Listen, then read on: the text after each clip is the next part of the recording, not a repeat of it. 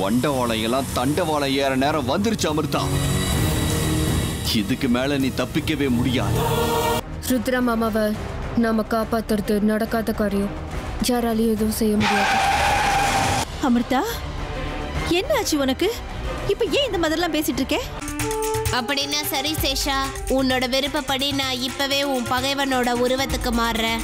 ஆனா ஞாபகம் இருக்கட்டும், ஒரு சில மணி நேரம் தான் என்னால இந்த உருவத்துல இருக்க முடியும். நம்ம எல்லாரும் இப்படி ஒத்துமையா இருந்தா எந்த நாகராணியாலையும் நம்மள ஒண்ணு செய்ய முடியாது.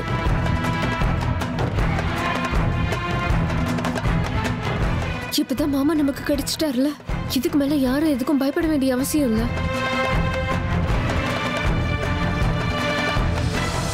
அதுவும் இல்லாம நம்ம எல்லாரும் இப்படி ஒன்னா இருக்கும்போது அந்த பாம்பு தைரியமா நம்ம முன்னாடி வந்து நிக்காது.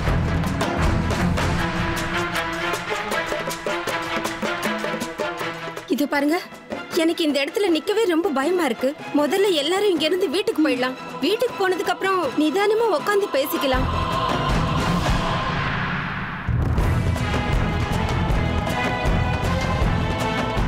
ஆமா சித்ரா, நானும் அதைத்தான் சொல்ல வந்தேன்.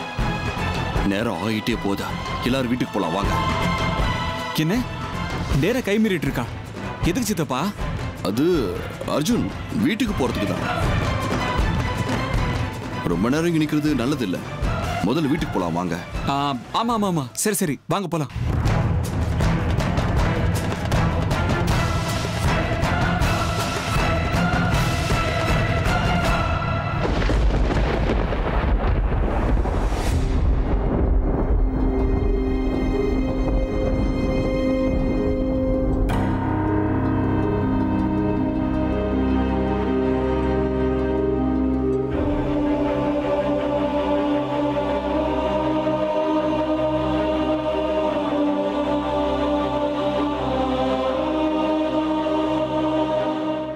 என்னது வீடு இவ்வளவு அலங்காரமா இருக்கு? என்ன மாமா தெரியாத மாதிரி கேக்குறீங்க? மறந்துட்டீங்களா? இன்னைக்கு அர்ஜுனோட பர்த்டே பார்ட்டி நடந்துச்சுல. ஓ, பிரச்சனையில எல்லாத்தையுமே மறந்துட்டேன். பரவாயில்ல சித்தப்பா, நீங்க சேஃபா வந்துட்டீங்கல்ல, அதுவே போதும். இருந்தாலும் நீங்க அந்த அளவுக்கு ரிஸ்க் எடுத்தது எங்க யாருக்கும் சரியா படல. ஆமா ருத்ரா, நீ செஞ்ச காரியம் எங்க யாருக்கும் கொஞ்சம் கூட பிடிக்கவே இல்லை.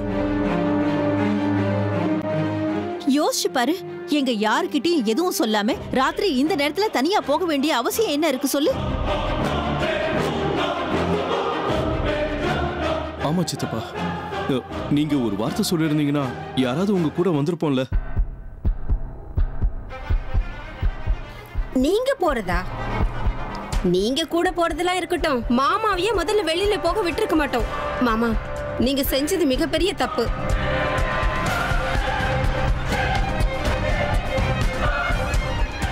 என்ன ருத்ரா இது? இன்னைக்கு அந்த நாகராணியால உன் உயிருக்கு ஆபத்து இருக்குன்னு உனக்கு தெரிஞ்சிருந்தும் நீ பாட்டுக்கு கிளம்பி போயிட்டியே. அது சரி, அங்க என்ன ஆச்சு? இதெல்லாம் எப்படி நடந்துச்சு? அந்த நாகராணியோட கையில நீ எப்படிப்பா மாட்டிக்கிட்ட?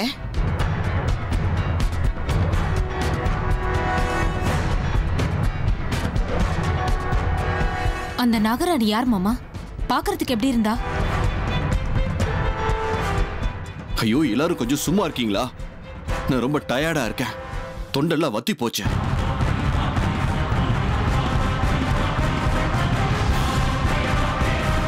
ஐயோ பாவம் மாமா, ரொம்ப களைப்பா இருக்காரு.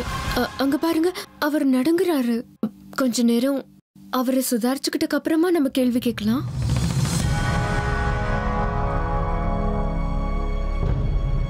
ஐயோ, நான் அதை யோசிக்கவே இல்லை பாரு. என்னவோ பயத்துல கையும் ஓட மாட்டேங்குது, காலும் ஓட மாட்டேங்குது. சித்ரா, நீ போய் முதல்ல உங்க மாமாவுக்கு குடிக்க கொஞ்சம் தண்ணி கொண்டு வா. சரி அத்தை. இல்ல, எனக்கு தண்ணி வேண்டாம், பால் வேணும்.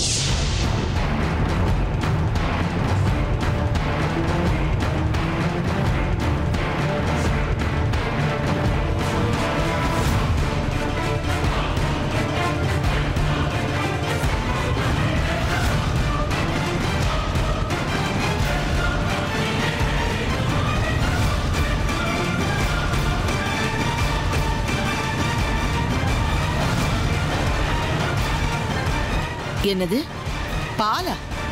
பால் குடிச்சா இன்னும் தாகம் அதிகமா தானே ஆகும்.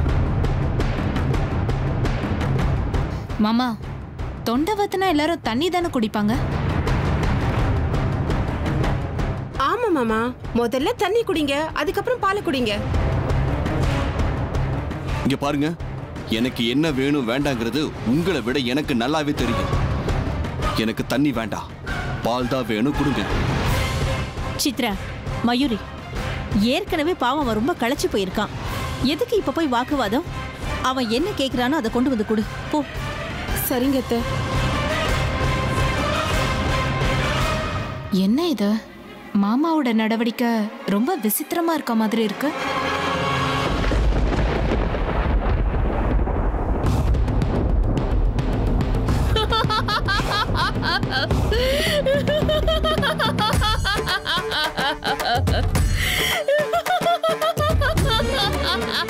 ஏய், போது நிறுத்து உன் சிரிப்ப.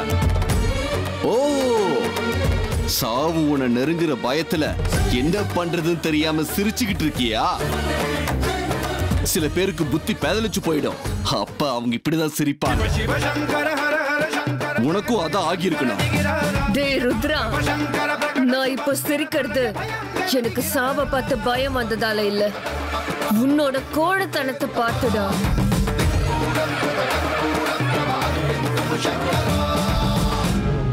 இந்த நாகராணிய நேருக்கு நேர் எதிர்க்கிற தைரியம் இல்லாம கோழ மாதிரி என் பகைவனோட நிழல்ல ஒளிஞ்சுக்கிட்டு பெருசா துள்ளுற. இந்த பொழப்புக்கு நீ நாக்க புடுங்கிக்கிட்டு சாவலாம்.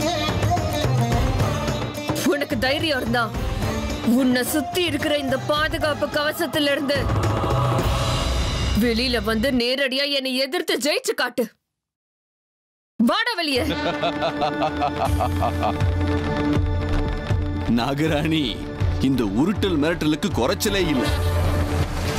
அது என்ன சொன்ன? தைரியமா? அது உனக்கு இருந்தா உன் ஆண்டவ மனச மாத்தி இந்த கோவிலுக்குள்ள வந்து காட்ட. அப்ப நீ தைரியசாலின்னு ஒத்துக்கிற. அது முடியுமா உன்னால? நின்ன இடத்துலயே கூச்சல் போட்டுக்கிட்டு கையாளாகாத கோழ மாதிரி உள்ளேயே நின்னுகிட்டு இருக்க. இவ்வளவுதானா உன்னோட பலம் சக்தி எல்லாம்? அது என்னமோ அந்த யாகம் பண்ண இந்த யாகம் பண்ண, என்ன கொலை பண்றதுதான் உன் வாழ்க்கையோடைய முக்கிய குறிக்கோள்னு ஏதோ உளறிக்கிட்டு இருந்தியே. பாரு, உன்னுடைய இந்த ஜென்ம எதிரி நாகராணி உன் கண்ணு முன்னாடிதான் நிக்கிறா. எதிரில நிக்கிற என்ன பார்த்து உன் ரத்தம் கொதிக்கலையா ருத்ரா? இப்போவே வெளிய வந்து என் உயிரை பறிச்சு சின்ன கண்டன் தின்னமா வெட்டி போடணும்னு தோணலையா உனக்கு?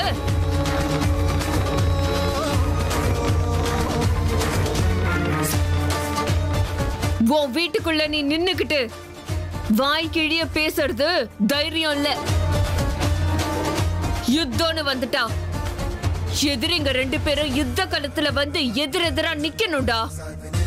அதுதான் உண்மையான ஆம்பளத்தனம்.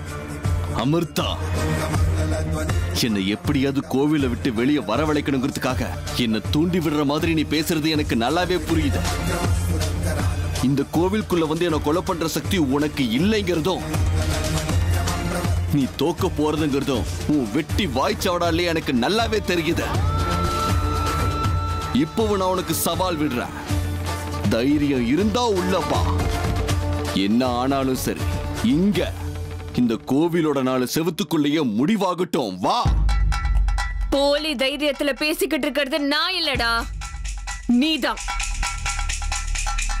யாருடைய நிழலையோ ஆதரவை தேடிக்கிட்டு தைரியம் இல்லாம பயந்து போய் நீ ஒரு விலங்கு மாதிரி போராடிக்கிட்டு இருக்க. இத பாரு அமிர்தா, எல்லாம் மீறி பேசாத. அந்த ஆண்டவன் எல்லாருக்கும் நிச்சயம் ஒரு வாய்ப்பு கொடுப்பான். விருப்பம் முடிவு எல்லாம் அவனோடதுன்னு வார்த்தைக்கு வார்த்தை சொல்லுவல்ல. என்னை இங்க வரவழைச்சது அந்த ஆண்டவன் நினைச்சுக்கோ. இன்னைக்கு நான் சாகலனா நீ செத்துருவங்கிற உண்மை தெரிஞ்சிருந்தோம் இந்த கோவிலோட எல்லையை தாண்டி வெளியில வந்து என்னோட சாவை நானே தேடிக்கிறதுக்கு நான் ஒண்ணு முட்டாள் கிடையாது. நான் பெரிய தியாகியும் கிடையாது. தைரியம் இருந்தா நான் இருக்கிற இடத்துக்கு வந்து என்ன கொல்லு. இல்லனா நான் இங்கேயே நின்னுக்கிட்டு நீ சாகிறத என் கண்ணால ரசிச்சு பார்க்கறேன். என்ன சொல்ற அமிர்தா? ஓம் நம சிவாய. ஓம் நம சிவாய. ஓம் நம சிவாய.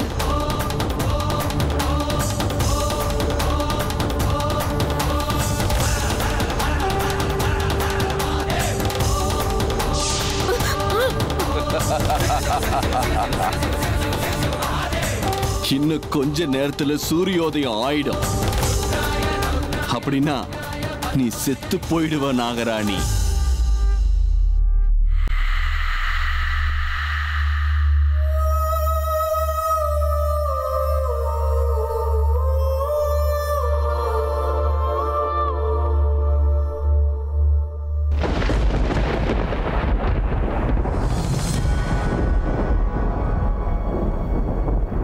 ருத்ரா, என்னமோ ஒரு கெட்ட நேரம், என்னென்னமோ நடந்து போச்சு.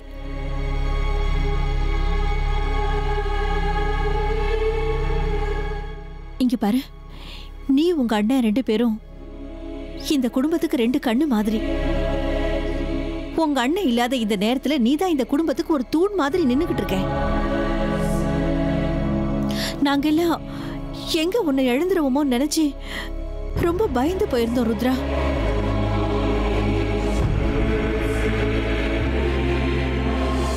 மறுபடியும் எங்க உன்னை பார்க்காம போயிடுவோங்கிற பயம் கூட வந்துருச்சு.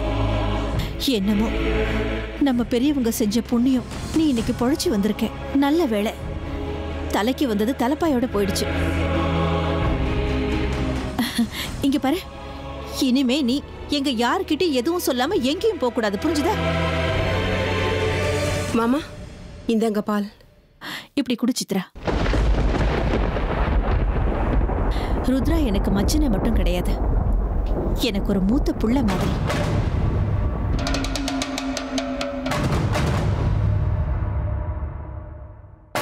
கண்டத்துல இருந்து தப்பிச்சு வந்திருக்க என் புள்ளைக்கு நானே என் கையால பால் கொடுக்க போறேன். குடி ருத்ரா.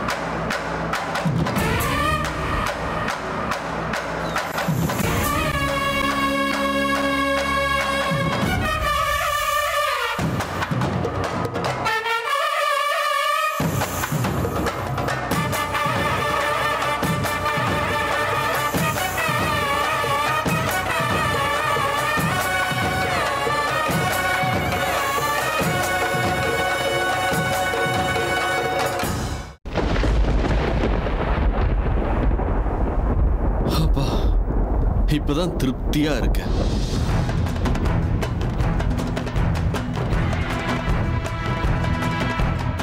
கொஞ்சம் ஆறுதலா இருக்கு.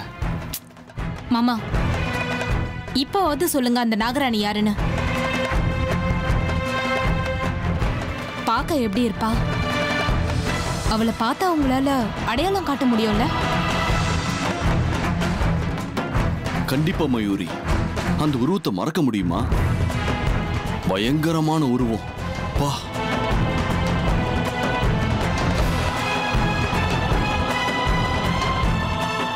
என்ன மாதிரி சக்தி உள்ளவனே அவ உருவத்தை பார்த்து பயத்துல இப்படி ஜீரணமாகாம இருக்கன்னா யோசிச்சு பாரு.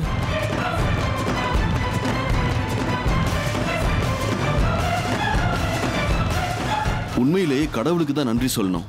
நான் உயிர் பொழைச்சு வந்திருக்கேன்னா என்னாலே நம்ப முடியல. மாமா நான் கேக்குறது அது இல்ல.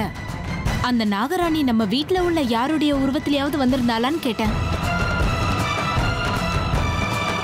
அதாவது அந்த நாகராணி உங்களை நம்ம வீட்ல இருக்கிற யாராவது உருவத்துல அங்க கூட்டிட்டு போனாலான்னு கேட்டேன்.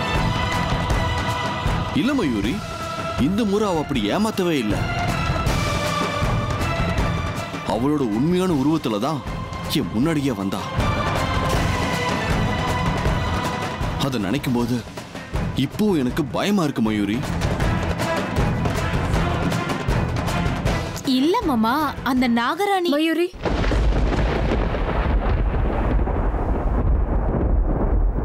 கேள்வி கேட்டது போதும். பாரு, மாமா ஏற்கனவே களைச்சு போயிருக்காரு. பாவம், எந்த விஷயத்தை மறக்கணும்னு அவர் முயற்சி பண்ணிக்கிட்டு இருக்காரோ அதை பத்தியே நீ திரும்ப திரும்ப கேள்வி கேட்டுக்கிட்டு இருக்க.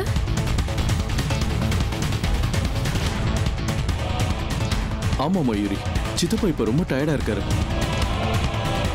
சித்தப்பா, நீங்க ரெஸ்ட் எடுத்துக்கோங்க. காலையில நீங்க நார்மல் ஆயிடுவீங்க. ஆமா, உண்மையாவே நான் களைச்சு போயிருக்கேன். என்னால பெருசா பேச முடியாது. நான் போய் படுத்துக்கிறேன். எதுவா இருந்தாலும் காலையில பேசிக்கலாம். சரி ருத்ரா, நானும் அதை தான் சொல்லலாம்னு நினைச்சேன். நீ போய் படுத்துக்கோ போ.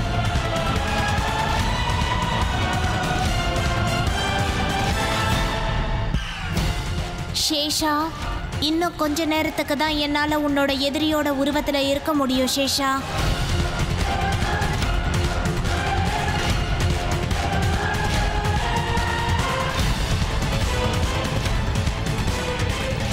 அத்தே, ருத்ர மாமா நாகராணியை பத்தி சொன்னார்ல, அதெல்லாம் சித்ரா, இப்ப இந்த கதையெல்லாம் தேவையா?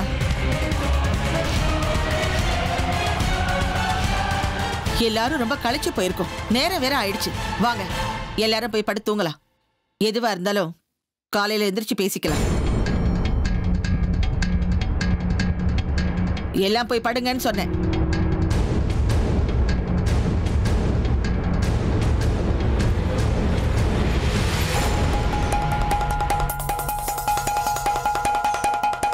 அது என்னமோ சொல்லுவாங்களே, பாவி கடலுக்கு போனாலும் அவன் அதுல முழுக மாட்டானா. அப்படி இருக்கு. இந்த ருத்ரா எப்படியோ தப்பிச்சிட்டானே. எப்படியோ ருத்ராவை தேடி போனவங்கள வீட்டுக்கு கூட்டிட்டு வந்தாச்சு.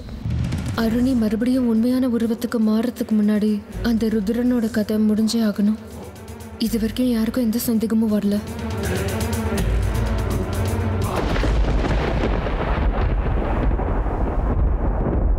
எங்க அமிர்தா? அதான் சித்தப்பா வீட்டுக்கு வந்துட்டார்ல, இன்னும் ஏன் டல்லா இருக்கீங்க? அப்படியெல்லாம் ஒன்றும் இல்லை. மாமாவை பற்றி தான் நான் யோசனை பண்ணிக்கிட்டு இருக்கேன். எப்படியோ அவருக்கு எந்த ஆபத்தும் ஏற்படல. இருந்தாலும் ஏதோ மனசுக்குள்ள ஒரு படபடப்பு இருக்கு. என்னெல்லாமோ நடந்து போச்சுல்ல. ஆமாங்க, இனிமே அவரை நாம ரொம்ப ஜாகிரதையா பாத்துக்கணும். அர்ஜுன், அம்மா என்னம்மா தூங்க போலியா? ட்ரெஸ் கூட சேஞ்ச் பண்ணவே இல்லை. என்னன்னு தெரியல அர்ஜுன். மனசுலாம் ரொம்ப படபடப்பா இருக்கு. எதுவுமே செய்யறதுக்கு தோண மாட்டேங்குது. அதான் ருத்ரா மாமா வீட்டுக்கு வந்துட்டார்ல, அப்புறம் ஏன் படபடப்பு? அப்படி இல்லம்மா அமிர்தா, ருத்ரா வீட்டுக்கு திரும்பி வந்துட்டாங்கிறது சரி. ஆனா அவனுக்கு இருக்கிற கண்டம் இன்னும் அவனை விட்டு போகலையோன்னு எனக்கு தோணுது. இன்னைக்கு என்னமோ அதிர்ஷ்டம் அவன் பக்கம் இருந்துச்சு. ஆனா இதுக்கு மேலேயே அப்படியே இருக்குமா சொல்லு? அதனால நாளைக்கு நீங்க 2 பேரும் ஒன்னா போய் ருத்ரா பேர்ல ஒரு மிருத்யுஞ்சய ஹோமம் பண்ணிட்டு வந்துடுறீங்களா?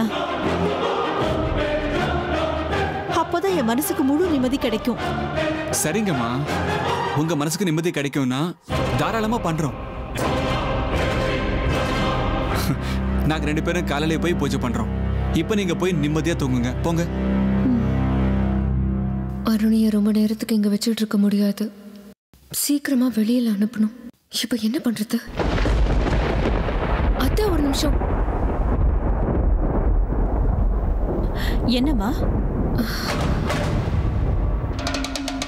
அத்தை, அந்த நாகராணி எந்த உருவத்துல வேணாலும் வரலாம் இல்லையா? ஆமா அமிர்தா, ராஜநாகங்களுக்கு அப்படி ஒரு சக்தி இருக்கிறதா நான் கேள்விப்பட்டிருக்கேன். அப்படின்னா இப்பவும் அந்த நாகராணியே ஏன் ருத்ர மாமாவோட உருவத்துல நம்ம வீட்டுக்கு வந்திருக்க கூடாது?